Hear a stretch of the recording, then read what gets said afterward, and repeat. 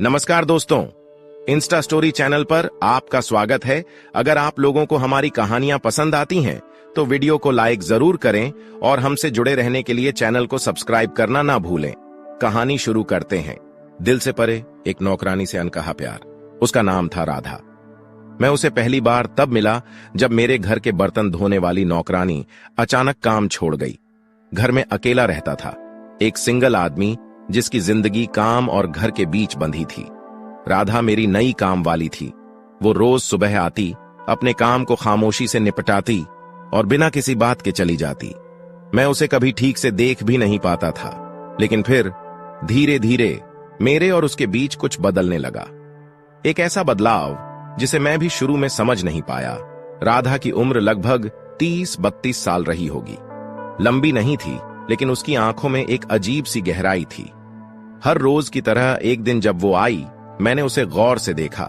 उसके चेहरे पर थकान के निशान थे, लेकिन उसकी आंखें बोल रही थीं। काम में डूबी रहती थी, लेकिन एक अजीब सी शांति उसके चारों ओर थी। मैंने धीरे धीरे उससे बात करना शुरू किया। कैसी हो राधा? मैंने एक दिन पूछा।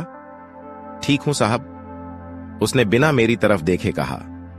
उसकी आवाज में कुछ ऐसा था जो मुझे उसके बारे में और जानने के लिए मजबूर करता रहा। एक दिन मैंने देखा कि उसके हाथ में चोट लगी थी। शायद किचन में कोई काम करते हुए कट गया था। मैंने उसे काम रोकने को कहा और तुरंत फर्स्ट एड किट ले आया, लेकिन उसने मुझे मना कर दिया। नहीं साहब, मैं ठीक हूं, ये तो रोज की बात है, उसने मुस्कुराते हुए कहा। उस दिन पहली बार मैंने उसकी मुस्कुराहट देखी, और शायद वही वो पल था जब मैंने उसे सच में देखा। उसके पीछे छिपी इंसानियत को, उसके संघर्षों को, उसकी ये सरलता और सहनशीलता ने मेरे दिल पर असर किया। वो सिर्फ एक काम वाली नहीं थी, वो एक इंसान थी जिसका भी एक सपना, एक दर्द और एक कहानी थी। राधा के साथ मेरी छोटी छोटी बातचीत अब दिनचर्या का हिस्सा बन गई। हर बार जब वो काम करती, मैं उसे देखता और हमारी बातें होती। एक दिन मैंने उसे काम से फुर्सत में बैठने के लिए कहा। पहले तो उसने इनकार किया, लेकिन मेरी जिद के आगे वो मान गई। उस दिन हमने चाय साथ पी। राधा, तुम्हारे पति क्या करते हैं? मैंने सहजता से पूछा। वो चुप हो गई। उसकी आंखों में उदासी झलकने लगी। साहब, मेरा पति अब इस दुनिया में नहीं है। 4 साल पहले एक हादसे में उसकी मौत हो गई। तब से मैं अकेली हूं। मेरे 2 बच्चे हैं, उन्हीं के लिए काम करती हूं। उसकी बात सुनकर मेरे दिल में एक टीस उठी। मैंने कभी सोचा भी नहीं था कि वो इतनी बड़ी जिम्मेदारी अकेले उठा रही थी। उसकी जिंदगी के संघर्षों ने मुझे और भी उसकी ओर खींच लिया। धीरे धीरे हमारी बातचीत गहरी होने लगी। वो अब मुझसे खुलकर बात करती और मैं उसकी बातों में खो जाता। उसकी सादगी, उसकी ईमानदारी और उसका संघर्ष मुझे अंदर तक छूने लगा था। मुझे एहसास हुआ कि अब मैं सिर्फ उसका मालिक नहीं था, उसके प्रति मेरी भावनाएं बदलने लगी थीं। एक दिन मैंने उससे पूछा, राधा, क्या तुमने कभी सोचा कि तुम्हारे बाद की जिंदगी कैसी होगी? वो हंस पड़ी। साहब, गरीबों की जिंदगी में भविष्य नहीं होता। हम सिर्फ आज जीते हैं, कल का कोई भरोसा नहीं। उसकी ये बात मुझे सोचने पर मजबूर कर गई। मैं उसके भविष्य के बारे में सोचने लगा। क्या मैं उसकी जिंदगी का हिस्सा बन सकता था?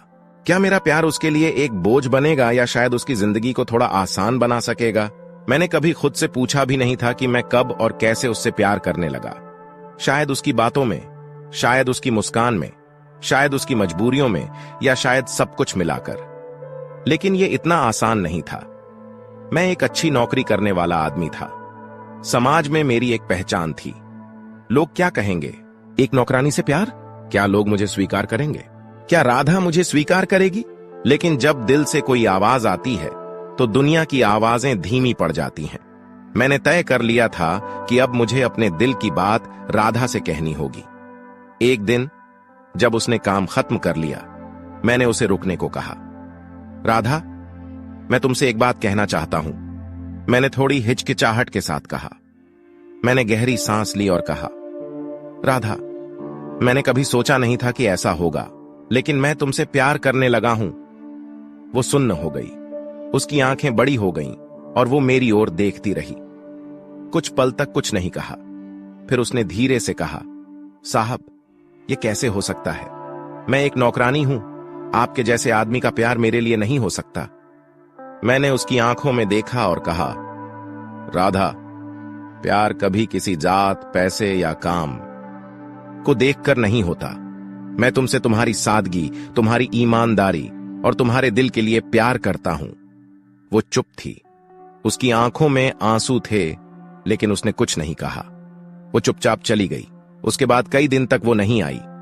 मुझे लगा कि शायद मैंने उससे कहकर गलती कर दी थी। मैं खुद को कोसता रहा। लेकिन फिर एक दिन दरवाजे पर दस्तक हुई। मैंने दरवाजा खोला तो सामने राधा खड़ी थी। उसके चेहरे पर अजीब सी शांति थी। साहब, मैं भी आपसे कुछ कहना चाहती हूं, उसने धीरे से कहा। मैंने उसे अंदर बुलाया। उसने मेरी आंखों में देखा और कहा, आपने जो कहा वो सच है, लेकिन मेरे लिए ये आसान नहीं है। मैं एक गरीब औरत हूं, मेरे बच्चे हैं, मेरी जिम्मेदारियां हैं। मैंने उसकी बात सुनी और फिर कहा, राधा, मैं तुम्हारे साथ हूं, चाहे जैसे भी हो, हम मिलकर सब कुछ संभाल लेंगे। मैं तुम्हारे बच्चों को अपनाने के लिए भी तैयार हूं। उसने एक पल के लिए मेरी ओर देखा, फिर धीरे से मुस्कुराई। आप सच में बहुत अच्छे हैं साहब, लेकिन मुझे थोड़ा समय चाहिए। मैंने उसे समय दिया। धीरे धीरे हमारी बातें फिर से होने लगीं। वो अब पहले से ज्यादा खुली रहने लगी थी। कुछ समय बाद एक दिन उसने कहा, साहब, मैं तैयार हूं, लेकिन एक शर्त है। आप मुझे राधा ही कहेंगे और मुझे सिर्फ आपकी पत्नी के रूप में स्वीकार करेंगे, किसी नौकरानी के रूप में नहीं। मैंने मुस्कुराते हुए उसकी बात मानी। उस दिन मैंने राधा को अपने जीवन में पूरी तरह से अपना लिया। राधा की वो शर्त सुनकर मेरे चेहरे पर मुस्कान आ गई। उसने अपने आत्मसम्मान को कभी नहीं छोड़ा था और यही बात मुझे उसकी ओर और खींचती थी। मैं जानता था कि ये सफर आसान नहीं होगा, लेकिन मेरे दिल में राधा के प्रति प्यार और सम्मान इतना गहरा था कि मैं किसी भी चुनौती का सामना करने को तैयार था। हम दोनों ने धीरे धीरे अपनी जिंदगी को एक साथ शुरू करने की योजना बनाई। मैंने राधा के बच्चों से मुलाकात की। वो दोनों मासूम और प्यारे थे और मैं उनसे भी जल्दी ही जुड़ गया। राधा के बच्चों ने भी मुझे अपनाने में कोई संकोच नहीं किया, शायद इसलिए क्योंकि वो भी अपने जीवन में किसी ऐसे व्यक्ति की कमी महसूस कर रहे थे जो उन्हें बिना किसी शर्त के अपना सके। हालांकि समाज और परिवार को इस रिश्ते के बारे में बताना मेरे लिए सबसे बड़ा सवाल था। मेरा परिवार, मेरे दोस्त, अरे सहकर्मी, ये सभी इस रिश्ते को कैसे देखेंगे? क्या वो इसे स्वीकार करेंगे? मैंने बहुत सोचा और आखिरकार इस निर्णय पर पहुंचा कि मुझे राधा के लिए अपने जीवन में किसी भी कीमत पर जगह बनानी है, चाहे कोई कुछ भी कहे। पहली बार मैंने अपने सबसे करीबी दोस्त राजीव से इस बारे में बात की। मैंने सोचा था कि वो शायद मुझे समझेगा, लेकिन उसकी प्रतिक्रिया मुझे हैरान करने वाली थी। उसने सीधे कहा, तुम पागल हो गए हो क्या? एक नौकरानी से शादी करोगे? क्या तुम्हें पता है लोग क्या कहेंगे? तुम्हारी इमेज क्या होगी? मैंने उसकी बातें सुनी, लेकिन मेरे मन में एक अजीब सा ठहराव था। मैंने जवाब में कहा, राजीव, प्यार किसी जात या वर्ग को नहीं देखता। राधा वो इंसान है जिससे मैं दिल से जुड़ा हूं। मैं किसी की इमेज के लिए अपना प्यार नहीं छोड़ सकता। राजीव चुप हो गया। मैंने देखा कि उसकी आंखों में एक संजीदगी थी, लेकिन शायद वो मेरी बात को समझ नहीं पाया था। परिवार की बारी आई तो स्थिति और भी जटिल हो गई। जब मैंने अपनी मां से राधा के बारे में बताया तो उन्होंने गहरी सांस लेते हुए कहा, तुम्हें क्या हो गया है? ये तुम्हारे स्तर की बात नहीं है। हम समाज में कैसे मुंह दिखाएंगे? उनकी बातों ने मुझे दुखी किया, लेकिन मैंने ठान लिया था कि राधा के लिए मैं अपनी हर जिम्मेदारी निभाऊंगा। मैंने मां से कहा, अगर आपको मुझसे प्यार है तो मेरी खुशी को समझने की कोशिश कीजिए। मुझे सिर्फ एक साथी चाहिए और वो राधा है। मां कुछ नहीं बोली, लेकिन मैंने उनकी आंखों में चिंता देखी।